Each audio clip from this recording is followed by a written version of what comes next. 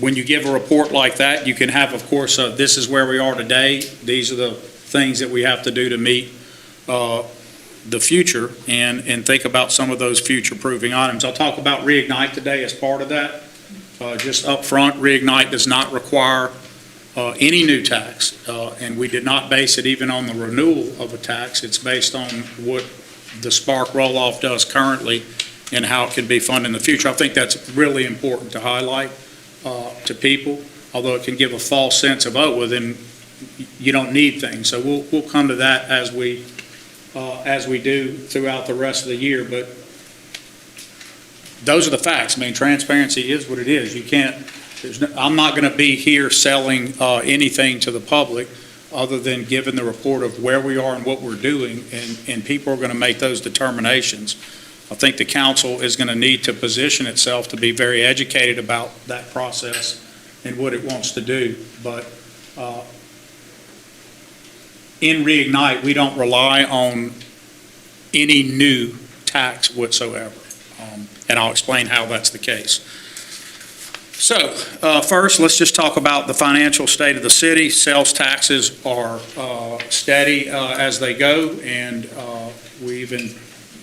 we see some increase in that. If you look at the LSUA dashboard, he'll report it differently. Nobody gets yet what our Christmas time does to how we report it, but that's an indicator of where you are as a city. If your sales taxes are steady or up, it means exactly that. If you're a sales tax-based budget, it means that people out there in retail, et cetera, all the things that generate sales tax, not just retail, are doing what they are supposed to do. It is a great indicator of confidence in the community.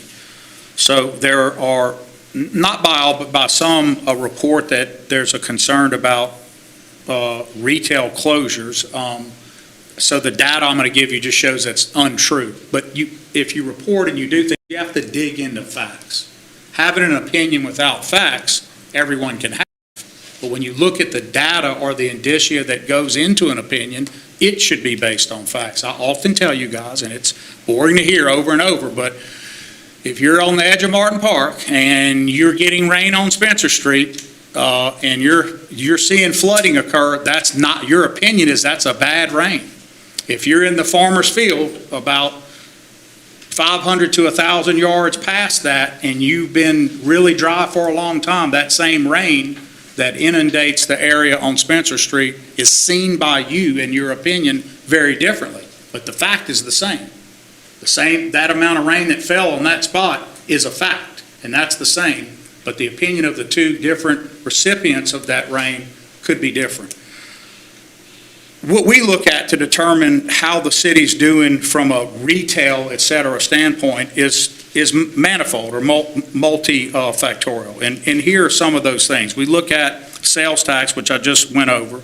We look at utility new openings for business and those things. We look at I do some private interviewing with everybody that has something to do with selling cars. And so I have people in that business, and I call them and ask them future expansions, how are your sales? So those are two different things, but they're very related. If you see people expanding car sales in the city, meaning they're building new infrastructure to do more, like we see with Walker out on that corridor, those are all good signs.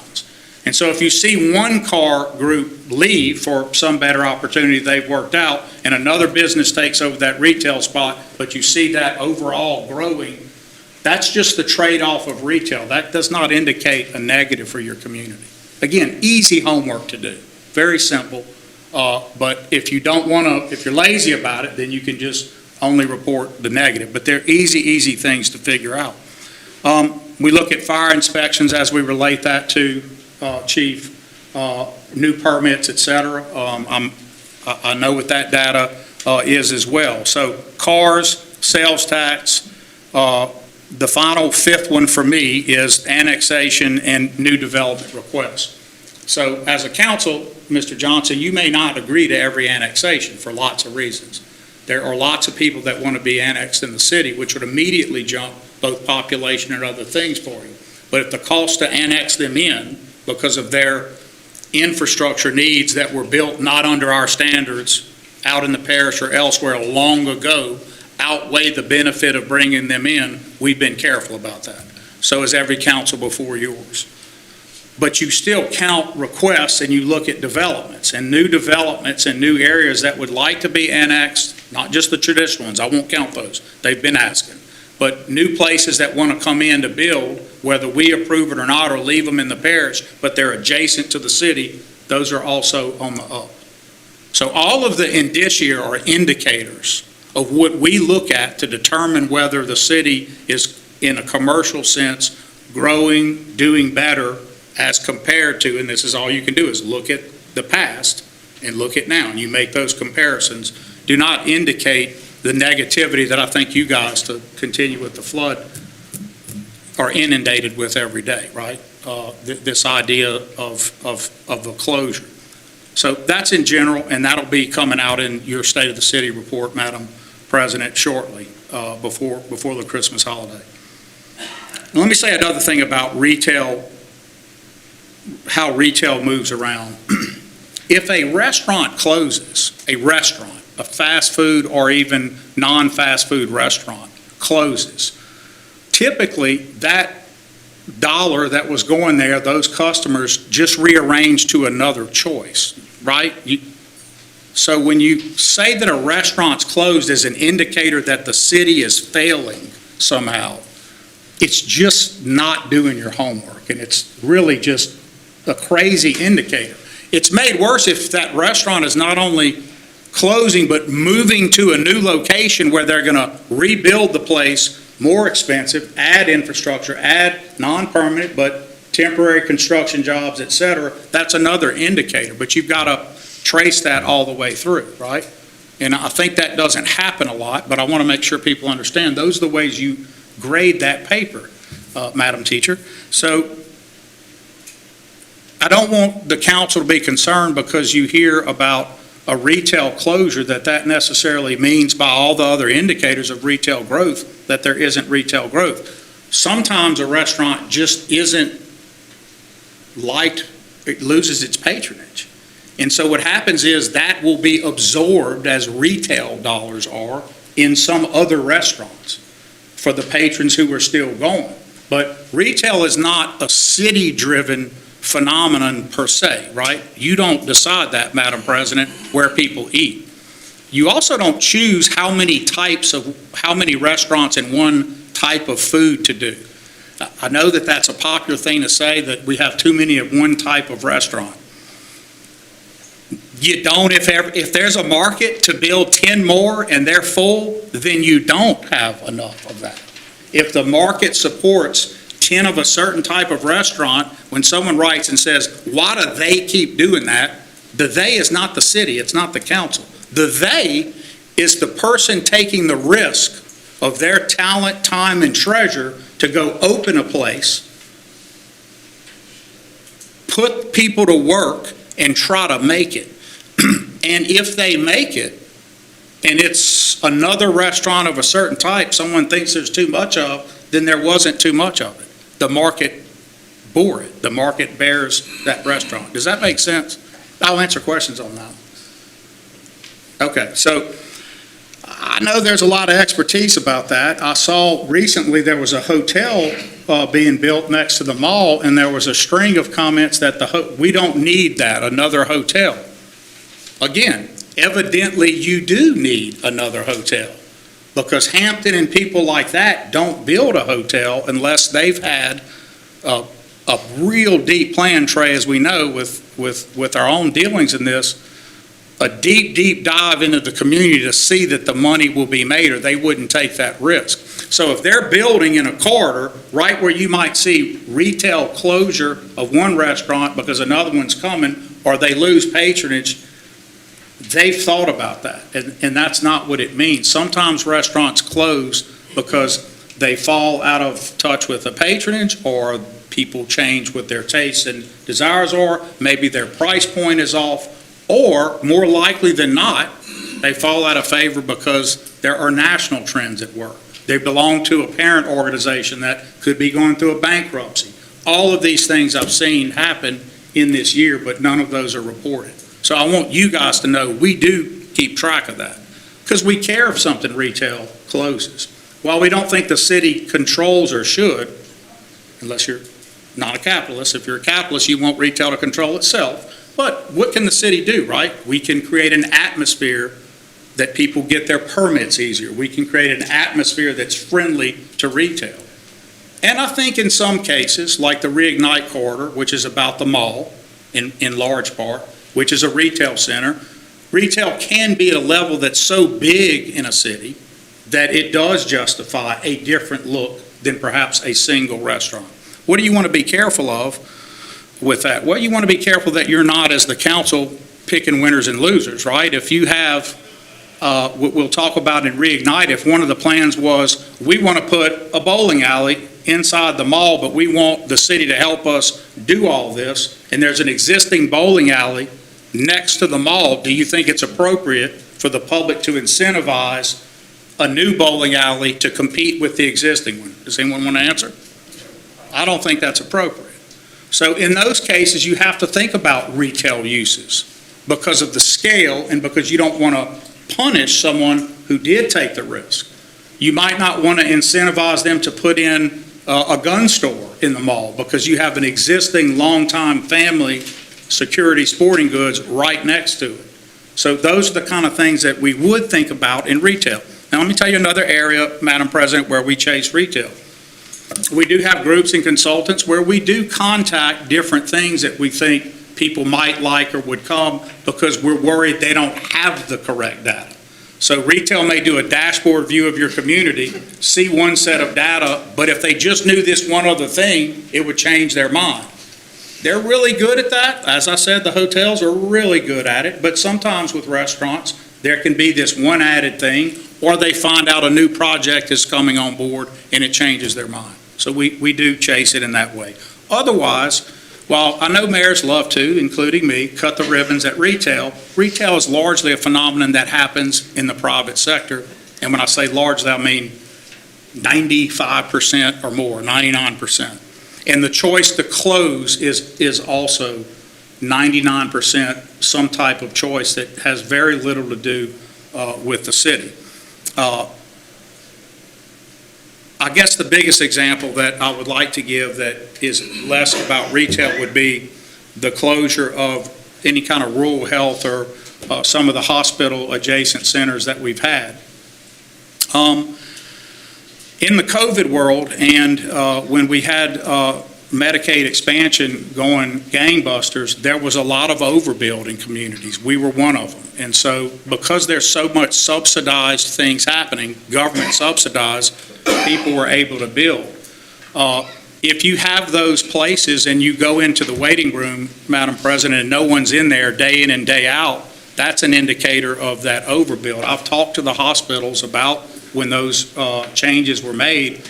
They were nothing to do, they had to do with not needing that because they didn't fully need it before it was subsidized. You were able to have more and more locations because you didn't have to make it work on your bottom line like normal. There was subsidy attached. Also, there were just some realignments that hospitals do from time to time. And I think they gave the list of the reasons for that. So you'll hear a little more about that. I want to get some of these data points out in front because I want a positive message. They'll have some cautionary tales in the state of the city. But I want to make sure that we're taking the time to develop some of these ideas of what goes into a State of the City address. They may have been typically for me speeches, but there's data always underlying those statements. If we're saying that the state of the city is sound, we need to have a reason to tell you that. If we're stating that it's sound, but there's a caution note, then we need to say what that is. And if we're saying it's unsound, which I've only given one in my history, where I declared some degree of questioning soundness, was my first year back this time. So that's where we are on that. We want to continue to see more value-added business. So let's get out of retail for a minute. What really drives your economy is the creation of jobs that are value-added, meaning they didn't exist before in the community. If a retail store closes, Cynthia, the people in theory and in practice, can relocate and do those same things. Now, if you just had a rash of every bit of retail you had closed, you'd have a big problem on your hands. But that's not what we're seeing. What I think we need to be seeing more of, and we all have to work hard to do it, is value-added jobs where we're bringing in new people or employing under or unemployed people here because there are better jobs being offered that are new. And I think healthcare is one of those places that we should focus. And you've seen me since coming back in Nehemiah and otherwise focused on health, which is going to dovetail into the Reignite corridor. The LSUA partnership, Madam President, that we have committed for your consideration and your fellow council members is critical for that. We talked about it this morning just for a minute on the phone, but the bottom line for that is a value creator. That would bring people from outside to go to school. It also creates value in putting people downtown for retail opportunities, as we talked about this morning. It also is in an area, allied health, where we've shown a declared need. So those are upwardly mobile jobs, right? From radiation technology to all the rad techs to all those parts of allied health. These are jobs where there's movement. You have the ability to go up in pay. You have the ability to transfer, take a new set of classes and do something related, different but related in the field of medicine or healthcare. So I just want to tell you guys, I think that the $3 million we've committed there, as we committed the $3 million to the CLTCC, is an easy payoff for you. That project is a $40 million project. So you're getting a $40 million full return just on the value of construction and building here for that three, but you're also not giving it for just that. You're giving it, and we'll have a cooperative endeavor with deliverables back to us, but we're giving it to employ people here, bring people here, retain nurses and other allied health people here. And in a way, I don't mind saying it, we're enticing more and more of our public institution, LSUA, to do more with the city. And we need to reach out to where they are as well and do that. And we are talking about that with sewer programs and other things that they have needed for some time. So I hope you'll see that as something important. That vote is coming up, and I think they open their first bids after the council meeting where it comes up for adoption. We're December 2nd. They open bids on the 10th in Baton Rouge. So we'll have, assuming everything works, we would have all our stuff in order. If they open the bids and the bids come under, y'all know Dr. Carell like I do. I think they're planning, they're going to be going forward at light speed if they can. So keep them in your prayers and keep that in mind. We'd love to see that bid come through on the first go-round when they open them up. I'm going to ask the LSU to let me get some of the displays that I've seen and put them in here. I'd like for y'all to have an opportunity over the Thanksgiving holiday to view them and look at the quality of this project. Remember, it's really about the nurses and the people pipeline. But you talk about a beautiful building downtown that's going to be an attraction in and of itself. Imagine those letters were seen from the interstate. It's set up. You're going to love it. It's a really great opportunity of scale that would be in the downtown. Questions about LSUA? I know I can't ask y'all to tell me your support now for it, but y'all have always supported. Y'all know it's in the budget. We segregated the money from the first budget when we came back. The whole $3 billion's there, and it's even listed in the budget that was voted on as a priority one capital outlay project. So I think you've already announced where you are on it. I just want you to know it's coming up for the cooperative endeavor, and all the cooperative endeavor is we have to have an agreement with with the Board of Supervisors and LSUA that they will provide value back commensurate with what we do. There is a joint service law where one of the exceptions to the normal public purpose is there's always a public purpose for a city, a municipality, Trey, to partner with an academic institution. So that you're halfway there right there. And that makes sense, right? One of the good things I like about opening up a dental hygienist school there. Yep. There's only one in the state, and if you want to be a dental hygienist, it's in New Orleans. Now, they can come down, and all people can move to Alexandria, go to school here. Yeah. So the jobs that it will fill, Madam President, are jobs that you are concerned about and we need desperately here, and that would be a real benefit to our community. We've done a lot of work, Mr. Giss, Ms. McGill's, and others, getting this structure set up for it, and we'll be unpacking that to you. And I just, we have some kind of executive, summary versions that are kind of high level, easy to read, and then we have some granular stuff that you may want to look into as well. I'll be happy to meet with any of you anytime about it. Jim, I owed you a meeting on Reignite. You'll get a big part today, but I'll sit down with you. Malcolm and I have met about it a pretty good bit. He's taken an interest in some of those things already, so we've been talking a little, but I'm available for any of you. So look, this was about getting public safety moving in the right direction. We've got work to do, no doubt, in public safety, but getting things moving in the right direction, and what I would consider we were clearly in the wrong direction coming back. I have breakdowns for you by investment of this administration in a comparative sense, which I'd be happy to show. In any other metric that we need with public safety, we're going to be happy to show you that. The next thing that was part of our 100-day plan, and at least what my plan was coming back, was also to stabilize and place the Alexandria utility system back in best practice, complete and offer back our customer service center with modern online connections. I understand from Rick and others, we're close. So we've done a few, what do you call them? Mock. We'll do the permanent conversion Thanksgiving.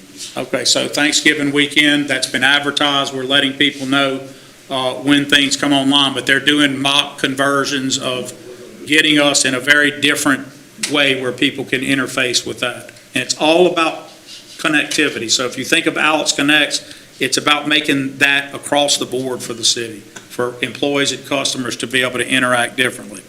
And that technology does not stop. It also with police on force multiplication, drones and other things, you're just going to see us using a lot of technology to fill gaps where either people were there or where it's the better practice to do it. That's a challenge, because then it's people that are out of positions. But as y'all know, that is a national challenge with AI and other mechanization that's replacing jobs every day like crazy. So we also are now at that third part. So this is how I saw it. 3 things, and you'll hear it in the address. 1, getting public safety in the right direction. That means paying benefits, spending on equipment, et cetera, which, I can give you just a snapshot. In 4 years prior, it was probably $3.3 million. That's over a 4-year period. Just in this last 2, we've spent about 5.4 or 5.5. So that's a big difference, and that's just in equipment items. We can look at capital, and salaries is going to be also an important thing to look at. So that's only part, ladies and gentlemen. There's a lot of work in public safety that's outside of the APD who are working their tails off to do a great job, and we're going to be talking a little bit about that too, not so much in this address, but we are going to have to do some things that track people better who are out on gun felonies, walking around because they're going to commit another gun felony real quick. And so we need to think about how we can help do this. We have at least 2 plans for that. One of them, I'll tell you, is the reinstitution of what was called Project 50 years ago, a different version of that, but where if you're a multi-offender on gun crimes, it's going to get harsh, because multi-offenders on gun crimes will offend and typically go up a scale. So where they missed one time or it wasn't quite at that level, the next time will be higher. I'm sorry that it's that way. I'm sorry our society finds itself in this place. But the data is informative, and if you want to bring your receipts like we're doing, then when you bring your receipts, that's what the receipt tells you. We've completed a home ownership study. Y'all know that I did a executive order about the state of home ownership. Mr. Laverdane also had brought up this quite a bit. Here's that response, Madam President. It is detailed, and I will make sure the council has this copy. They responded within 30 days, as they were required to do, and I have to say, I could not be more pleased with the level of work that went into this by the staff here at the city on home ownership as opposed to other forms of need we may have, and how to do some of that better, and how to base some. The executive order gave some guidance about what we'd like to see tried, and it's very detailed. So that's going to be given to the clerk's office as part of that record, and we'll be happy to present that report when it's done. So Reignite projects, as we've explained to all of you, Reignite is a larger set of projects. Can I flip to the next slide? But the focus is a lot on the mall. So here's the whole structure of how it works. Our position would be that $45 million in municipal bonds can be completed with the roll-off in a couple of years of all of Spark that finished on time and in the money, so you would not be changing your car note. Same note you're on, right? And listen, because of today's time, you have to be careful about every sentence. No material change. I can't say if it's going to be a few thousand, but it's not a material change so far that's been reported to us. But whatever it is, if it's a little up, a little down, it is not of a material nature on the size of that note. To go out and do this, same note, new money, we just move forward on that and get to do new projects. You have never been able with your capital outlay program by itself to do these kinds of levels of things. That's what it's for. But you're in a financial position to do this with our bond rating and other things that we've achieved. To get to the 82, we need about 7 in capital outlay funds that are designated toward it. I want you to think about, you're already making those there. You did Masonic Court Sports last night. Tanya, that's total on those is, I have it in front of me. Go to the next slide, Michael, real quick. Next. So here's what you've done already. That first million, it came in roughly in the money. All of these other things are in various degrees of happening now. So let me be specific. We're going to spend a minute talking about the Mall P3. There's a workforce housing that we bid into and didn't get. That would have been $1 million in wood fund. That would have been in home funds, the million? $1 million in home funds. And that was where we had told the council that we thought it would be a great opportunity to have workforce housing in that lot behind Target that would be built at sort of a lake, nice places, townhomes, that we could talk to Cabrini and others about. So that's still there. We just, as y'all know, when you bid with LAC, you don't always get them. Somebody else gets more points because they have a program. So we're going to continue to think of that as going toward that lot. But it could go somewhere else, obviously, but that would be a great plan. Masonic is out. The annex building is happening now. The tennis court upgrade is not. So the new money, Bringhurst Park, this is a restoration of the facilities back up to the original level and then some, because it would be multi-use.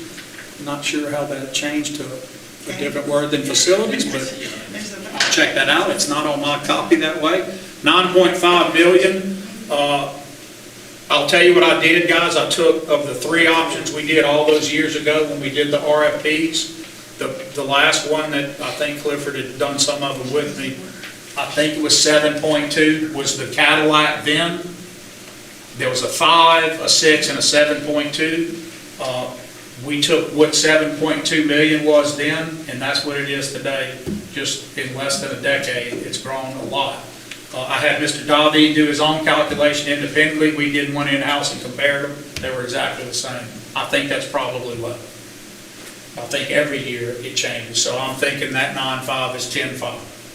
But that would be really getting it, these are some errors. I think that should be T's on. Well, it's just doing some Someone kind changed of merge. key on the computer. That's a T. Okay, so Masonic Drive, this is happening now as part of, the MPO and everything else, so that's money programmed in. So you can see y'all are already on your way in some of the leverage and matches. Michael, if you go back to the second slide that has the whole program, please. So you can see that you're already putting, council, a good investment into that first 7. I did not put LSUA in that. I'm counting that 3 separately because it was always a separate project. But those monies that you saw some match, at least $1 million or $2 million was in there for that 30 in federal matching. That's aggressive, that number. We probably had a similar number in Spark, and maybe in this day and age, you'd say to go down some, because you're talking about a number that big and how competitive things have become. I would tell you with CSRS as our partner, I don't think it's aggressive, because I think this is what they do. This is why the council gave us permission to hire that particular firm for that particular reason. And I would also point out that Reignite, unlike Spark, sits on a bunch of water diversion bodies, a railroad, and a bunch of things that allow you to get a lot deeper into grants than we've been able to. We're having a little more trouble lately than you think. Even public safety stuff will be every time real quick. It's just competitive right now, super competitive to do. But that Reignite corridor, because of where it sits, we're doing that SWAT building, which is public safety, and all those different pieces, there's a lot of opportunities. So I'm comfortable with the 30. I know when you compare it to the 45 of our money, that's a lot, but I'm not scared of that. Spark was 96 total. We probably achieved, it was much more scaled up. That will be much more scaled up when you get into all of the other components that go in it. But if you just look at the 96 for 82, I think this is a tighter prediction, and I think Reignite will be bigger as it happens. I do. I think it will be a bigger program. So no new taxes, no net effect on your tax burden because of what I said earlier. You'd be paying materially the same note. David, we think that so far, we're not positive, but we've had 3 different reviews, and so far they all come in. So does our internal. So keep your fingers crossed. I hope that stays. It impacts sales and property tax revenue in the sense that it impacts them positively, because as this grows, those will grow, so then it feeds itself. Next slide. To make sure everyone understands, Reignite is more the equivalent of the whole thing, so if there's some projects outside of the Masonic Corridor, but don't be fooled, the big majority, over half of that would be in that corridor. And in that corridor, we mean to make that corridor, all of those different things as we go down the corridor that would be in support of what the mall would have to do. So if each of you take this in front of you, you're going to see our due diligence questionnaire that was internal. We're making it public today. If you go to it's 4 pages in front, and then you'll see 7 pages behind it. The 7 pages behind it was our first meeting with the mall ownership group. We've done this part. This is an internal document, so it won't look like something you'd put out to the public and say, hey, here's our marketing plan. It's technical, but we want all of you to have it. You'll see the last few pages from 5 to 7 on the oldest one that's in the back. It has yes or no questions that we were on a call asking. Do you agree with our vision statement? Yes or no? So while it has a technical component, it's got you need to marry now or not. We need to know, are you for these things? Are you okay with us talking about this mall being a totally different beast than it is today? Not the traditional retail mall, but a different experience-driven product. And so now if y'all would just go to page 4 of that document, the first one, you'll see it's called Due Diligence 1.5. So this was the second one. It was issued to the 15th. We put it out today, the 19th. You'll see what we're talking about. The mall involving enhanced dining, social hubs, open air concepts, improved connectivity, tech-enhanced stores, pop-up shops, omni-channel shopping, which y'all have heard me talk about, interactive entertainment, the Children's Museum anchor, and on and on. If you go now to page 1, and I'll just read this into the record for the purposes of the media, the Reimagined Masonic Corridor is part of Reignite. It will aid the Alexandria Mall Partnership in creating experiential retail, town center infrastructure, omnichannel retail shopping integration, new social and AI-powered commerce, and a prolific entry of all of the partners into community hubs. So that's recreation tied to retail, food, entertainment, community spaces. Alexandria will reconfigure the Masonic Drive corridor as a premier multi-purpose, experience-driven strip connecting recreation, leisure, and shared community destinations in support of the Alexandria Zoological Park and other community assets located or to be constructed in the MDC, which is the Masonic Drive corridor. Alexandria will focus public purpose-driven support, for example, road ingress and egress, lighting, directional signage, public safety, and anchor projects in the area in aid to the private sector businesses surrounding the entire mall and MDC, as well as focus specific utility and other support on health and public safety related initiatives and infrastructure. A lot of words, here's what it means. Think of the mall, that corridor leads up to it, think of the mall, and then think of north, all the other parts around it. Books A Million and all that, that's all part of this corridor that would benefit. I started off saying about the new hotel. There's a reason that you're seeing investment there. This will support that investment. It will make those decisions have been good, and it'll lead to more. So all of that area would benefit from this. It is structured, without boring y'all to death reading it from the legalese standpoint, the mall private side, Jim, can't just get things plugged in until they meet milestones.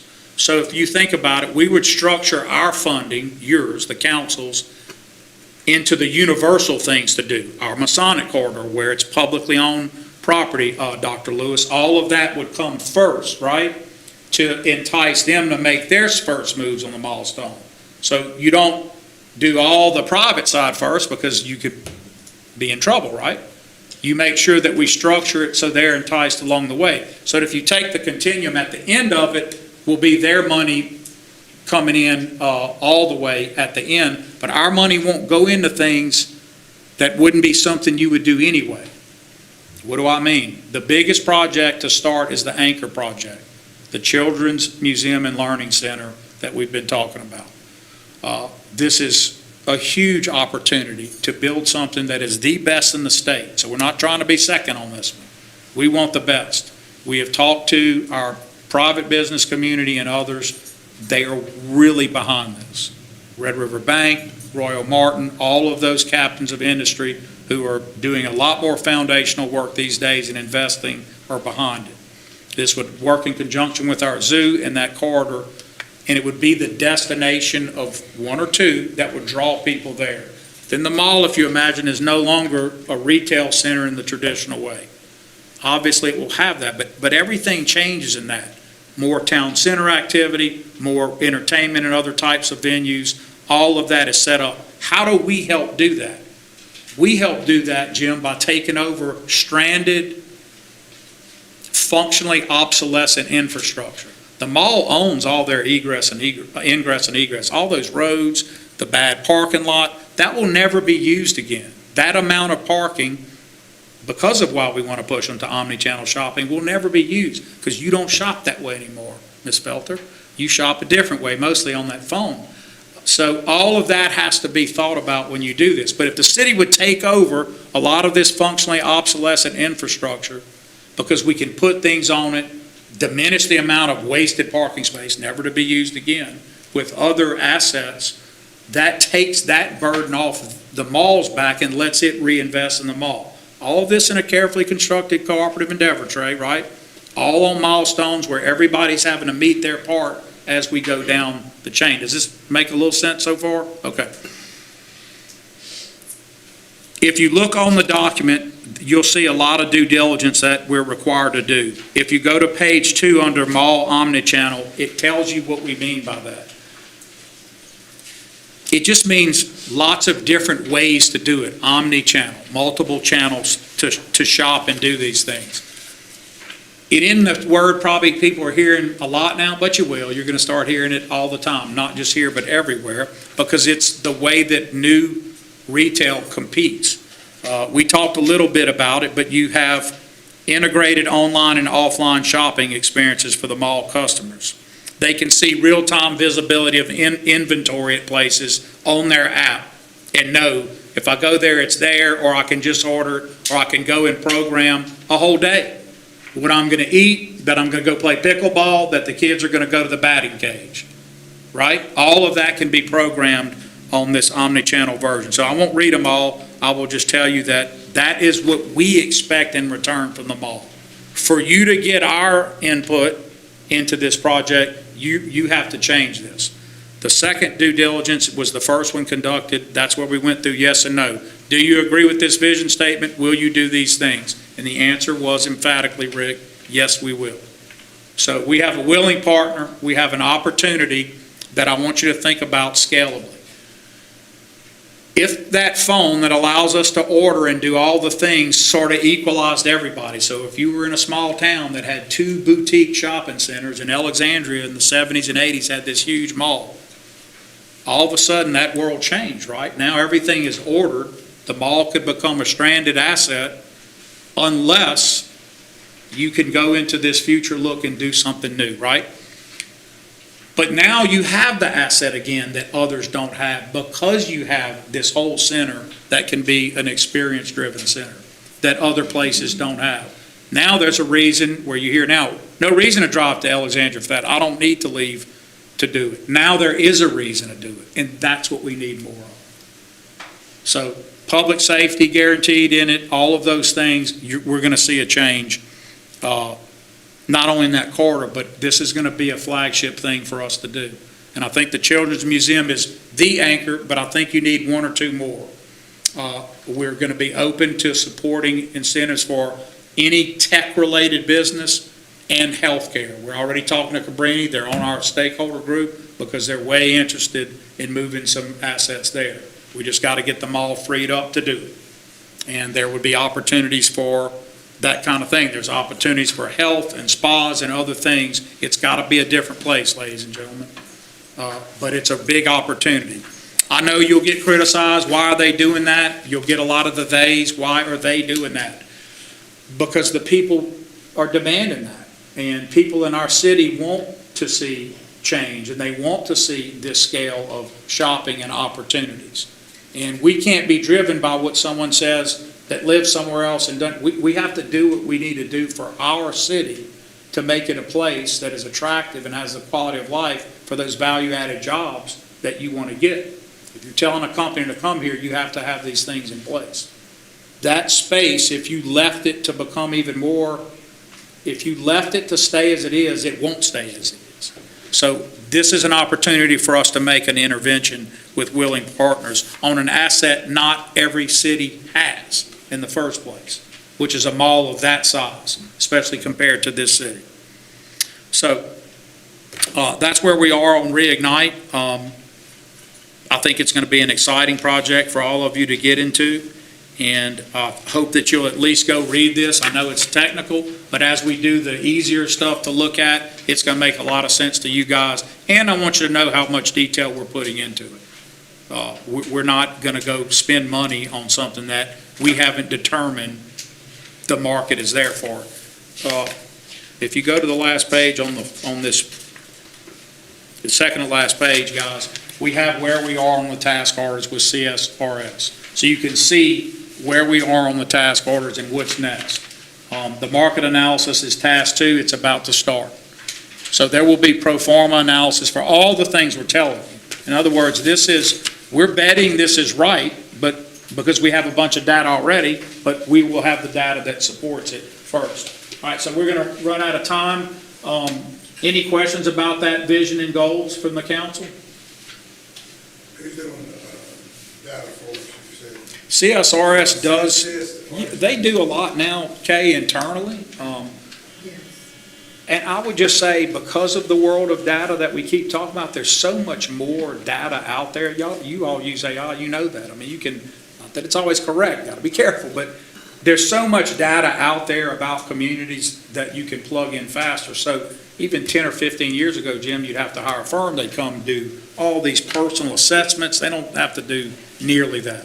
They take census data, they true it up. Census data is not always the most accurate. They true it up. They use multi-different, look at permits, look at all those things. and they'll tell you. The mall keeps a lot of data. So it's good to have a private firm. We don't want the mall's data in the city. We want the 30,000-foot views of that, right? We're not here to make public records of their challenges or anything else, but we are going to have to make certain parts public to justify the things that we do. So I think CSRS will do all of that internal. There are a couple of things that I'd already informed the council about, that Leota group, Victor Leota, who's from here, doing some of the assessments down to a street intersection. Is that good for development or not? Here's why. Here's how close it is to this infrastructure. Here's a problem you have. So this is going to be heavily driven by GIS, chiefs and everybody else. That's why it's so important to have all that in place. The higher your level of GIS accuracy, the easier it is to get that data. Any other questions on that? Look, now's the time to start saying, no, don't like it. I mean, I know there's more to see first, but I will tell you that I go around and talk, and other than, I guess, sort of just not in my backyard about anything or no idea is good, I not only don't get pushback, I totally get the Children's Museum, go support, go all in. So I'm not hearing a lot of negative. I haven't heard any at all, other than what is just, that's a stupid idea, don't do anything. Here's the craziest thing you could do, is don't do anything and expect a different result. That's the only thing that for sure will lead to nothing. And I just don't get the idea of why are they building a hotel because there's a market for it. We don't make that decision. They own property, they're building a hotel. The mall owns this property, they're willing to invest in a very different future. We'd be crazy not to. It pays your salaries, fire, all of us. We're a sales tax driven city. We're crazy not to get behind this. Chief, I think you had something to close out on, and then we got to turn the room over. Yeah, I'm going to add my public safety report for later. Mine is more just about how it feeds into Reignite, but the chief had some things he asked me for time on, and I'm just going to turn it over to him. Thank you, Mayor. I want to address a couple things that I was made aware of yesterday concerning some press releases, and I'd like to clarify some of those. Last week, we had a shooting at Monroe and MacArthur in which no individual was struck, no property was damaged or anything like that. Our detective immediately got to work on that. And the next morning, whenever I met with them, they quickly were able to get an identity of the suspect. We have said several times that we would release media when appropriate. That comes from my office, from my PIO, and in no time do I ever get permission or approval from the mayor or his office to release any media. I've never seen policy from the mayor, either written or verbal. I have nothing to hide. Transparency has been my platform, and accountability has been my platform, and certainly make those decisions on what we need to release and when. And again, I want to use a word, when appropriate. The reason my detectives asked me not to release this at the time was because we knew who the suspect was, and we needed to get that suspect. And it absolutely jeopardized our officers safely and effectively arresting the suspect.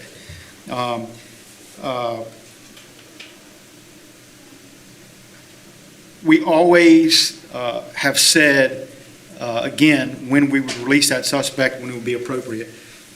8 days later, we did release a release that the suspect had been arrested. The men and women of the Alexandria Police Department and in our detective division, along with our patrol division, located and not only arrested the suspect, but with a firearm, but also arrested his brother with a firearm as a convicted felon with an illegal firearm.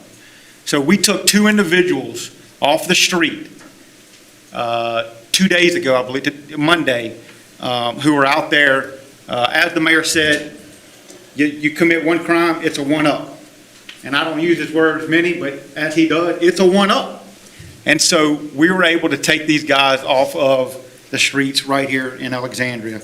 I've been approached several times from different outlets asking me about how do we help with recruiting.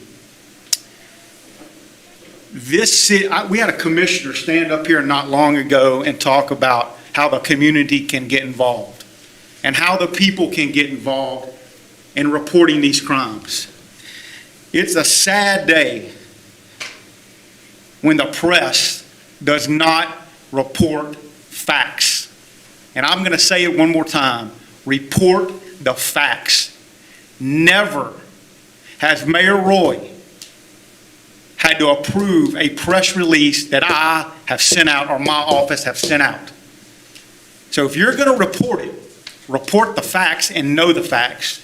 There is a clear reason that I want the community, the council, to know why I told my PIO not to release that press release. Because of the safety of my officers, that is number one priority, and the safety of the community. That's why we didn't release that release the day it happened. I've jotted down some more notes. Again, I just ask that you expect me to be transparent, to be honest, and be accountable. I ask the same of you. If it's incumbent upon me, then you need to do the same thing. My mom said, take the high road, it never floods. Well, I'm tired of taking the high road and this department being knocked down. The negativity, the mayor just talked about $82 million being invested in Reignite. He talked about Chief Allen and our salaries are funded through tax dollars. How are we going to drive tax dollars when all we see is negative coming from the press? It will not happen. We will not have more people in this community. We will lose more jobs here. I am as invested as anyone in public development, in economic development, because our salaries and the people that work with me and other stakeholders in public safety rely on that. I talk to realtors all the time. I am as invested as they are about getting businesses here. Public safety is important. It's the number one thing. And if we can't get it right and we can't report the right facts, then maybe we shouldn't report nothing or anything at all. So with that, Mayor, I appreciate the Reignite. I appreciate your commitment to public safety. Force multiplier, we've talked about, we are committed to doing. And I, again, just ask that those out there to be held to the same standard as we are with accountability. And I'll yield to you, sir. In the cynical world we have, I guess it'll go without saying, I didn't know what the chief was going to say. People won't believe that. Obviously, the idea is to put everything on me that there's something happening with APD. I have never experienced that, the idea that the mayor runs the department. It's half the time people chase you to do more leadership and do things. I spend a lot of time over there, I will admit, with detectives and others. I spend time with Carla. I spend time with the deputy chiefs. These are people I've known, people I, at this point in my life, love and care about. We go way back. In a number of ways, we go way back, not always on the same team or side when I was a lawyer. But I didn't know that the chief, that was going to be his point. And just to show you how people see it differently, that isn't how I would say it. And I want you to know, and I know what the chief means, but I'll say it in a different way and clearly. No one wants robust media more than I do. I think I can say for them too, it helps the community to have robust, accurate media out there reporting. While I don't follow certain things, I do get screenshots and I do get told certain things. And apparently there is one medium that keeps saying that something that is trails or is ahead of everything because it's due to the mayor's policy. It's a lie. And there's no, that's not an okay thing to do. This same group has said personal things about me that are lies. And they have told other members in the media things that are lies. And lies aren't okay.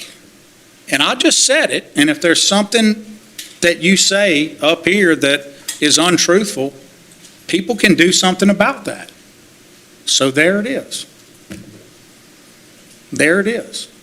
But I don't approve of their releases. I didn't know about this.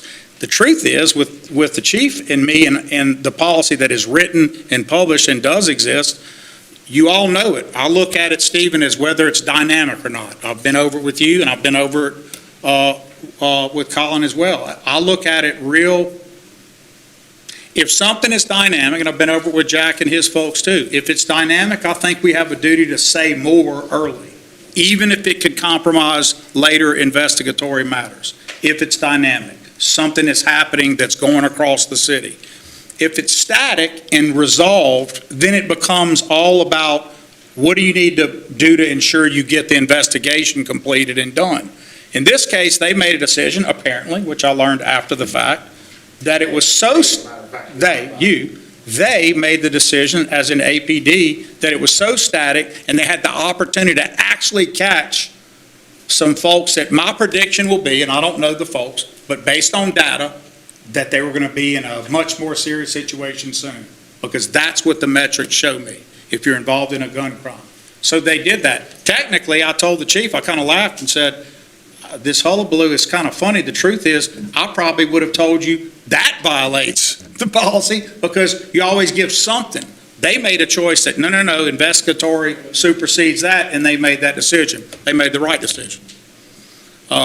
And the reason it was right, Jim, is it wasn't dynamic, and it wasn't even, no one was, as I understand it, I didn't know this one, I try to know them all, but no one was shot, correct? It was shots fired. So to sit on a shots fired to go catch the shooters who have been involved in other threats and will likely be involved in an escalated situation, good job for a group of people that keep doing a good job, that I go visit and see are doing great work.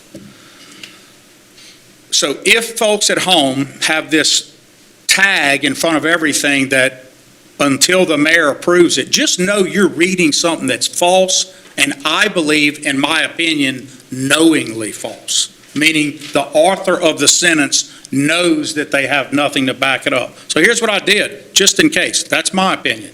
I asked Chad, send me a letter that says what that policy is from your folks that you think is being relied on. And if verbally there's something, let me know. I want to know. I want a public record made of this, because it's just not our policy. My policy would be the opposite of that. My policy would never be the guy in charge of what goes out, because that's a dumb move for a mayor to make. That's why it's so silly. But it works in the narrative if that's what you want. If you want to make me the bad guy for each thing, then it works really well. I want to thank Stephen, you and KLB for I think that we've turned some corners about how to better communicate and do things. I think we're all challenged in the modern society about communications. They're just different today, for y'all too. And we've got to find new ways to do it. But I appreciate good faith in it too, that it's not just, no matter what happens somewhere else, there's a positive spin. But if we open and cut 2 ribbons and open 2 stores in Alexandria, there's no coverage. That's got to stop. I do agree with the chief. He might have said it with a little more vigor than I would, but if we don't have someone cheerleading, and that's me, I got to be the chief cheerleader of this. We're going to have a problem just with that if all people see is negative. No issue with data. I like where the data is going. I don't think we're there yet. Let me be clear. I like the direction we're going in. We have a ton of problems. No one on my team will like me saying this, but if we got to half of where at least the public safety data was, I would still consider we have a long way to go. Cutting things in half will still leave a long way to go. No one will ever have 0. But we've got a lot of work to do. But what we have to do is, how do you measure it? rate, metrics. What do you do? Are you moving in the right direction or the wrong direction?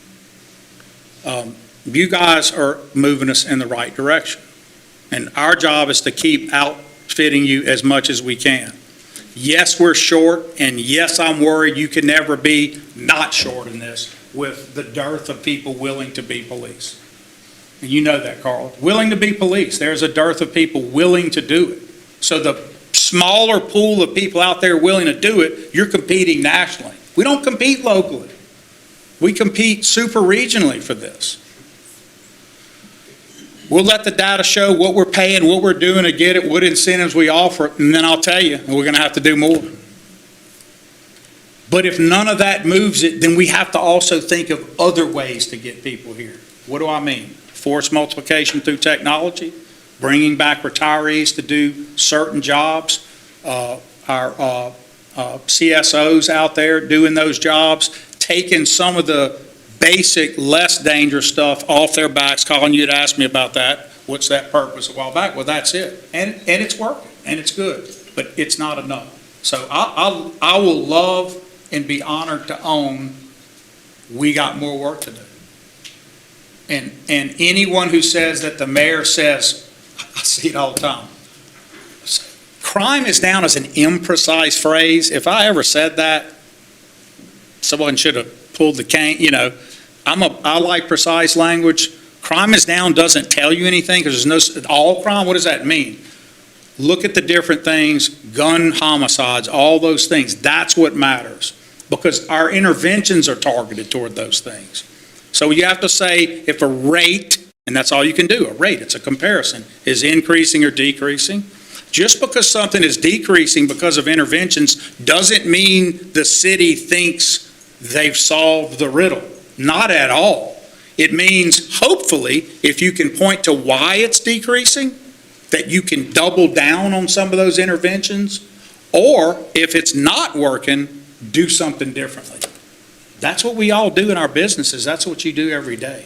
So the fact that there are some things decreasing does not in any way alleviate our burden to do way more every day, to think of new ways to intervene every day, to be on the best practice and cutting edge every day. But it also means support our law enforcement, support public safety in general, and remember, we're all a community that has to participate. The biggest thing those guys face, believe it or not, is the simplest thing. No one will tell them what they know in communities for lots of reasons. Some are unfortunate, some are a breakdown in trust between law enforcement and people. Some are just, we would prefer our street justice to yours. There's a lot of factors that go into it. None of them really great, to be honest. But we need way more help at the community level, and that's where you guys come in. You doing your job right, it's going to help me every day. So thank you, all of you. But facts are facts, right? And we need to try to get there. We're not always going to do it in the media or elsewhere. Sometimes I'm told something and it's not accurate what's told. They all know my biggest thing is don't let me go out and take this mic and you give me a bad datum. Don't do it. They're nodding their head because that's the big sin for me. Don't let me do it. Well, look, we're not going to achieve perfection, but we all have to try to get as close as we can to getting this right. Thank y'all so much. I'll have another briefing shortly. We'll take more questions, but civil service has to move into the room.